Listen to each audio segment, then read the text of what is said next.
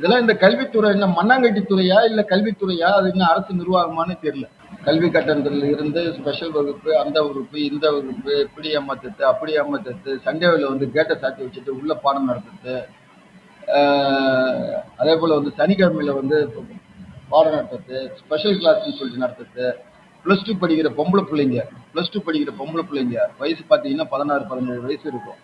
9 மணி வரைக்கும் ஸ்கூல் திறந்து வச்சு பாடம் நடத்துறது. இதெல்லாம் இந்த கல்வித்துறை என்ன மண்ணாங்கட்டி துறையா இல்ல கல்வித்துறையா? அது இன்னும் அரசு நிர்வாகமானு தெரியல. கண்ணுக்கு தெரிஞ்சு இவ்வளவு ஏகுதனம் பல தனியார் பள்ளியில செய்யறானுங்க. அவங்களுக்கு ஒரே நோக்கம் 100% வெற்றியை வந்து கொடுக்கணும், பணம் சம்பாதிக்கணும், இன்னும் எவ்வளவு அடிக்க முடியுமோ அவ்வளவு அடிக்கணும். ஆனா அதுக்கு இந்த கல்வித்துறை எப்படி துணை போய் நிற்கிறாங்கன்னே தெரியல. அங்க படிக்கிற பிள்ளைங்களும் நம்ம பிள்ளைங்க தானே. அப்ப நம்ம பிள்ளைங்களை வந்து ஒரு சில தனியார் பள்ளி நிர்வாகம் பாட்டி வதைப்பதற்கு இப்படிப்பட்ட தவறுகள்லாம் செய்யலாமா? அதே போல கடந்த கால ஆட்சியில் என்பது கூட இந்த ஆட்சியில கூட எஸ்சி பிள்ளைங்களுக்கு கல்வி கட்டணத்தை அரசு செலுத்தும். எந்த மாணவர்களிடமும் கல்வி கட்டணத்தை தனியார் பள்ளிகள் வசூல் பண்ணக்கூடாதுன்னு சொல்லிட்டு சட்டம் இருக்குது.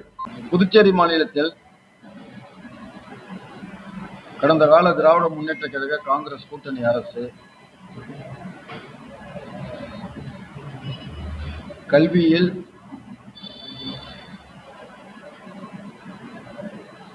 இருமொழி கொள்கை மற்றும் மும்மொழி கொள்கையில்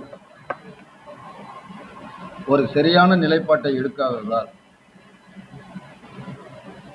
புதுச்சேரி மாநிலத்தில் கல்வி பயிலும் மாணவர்கள்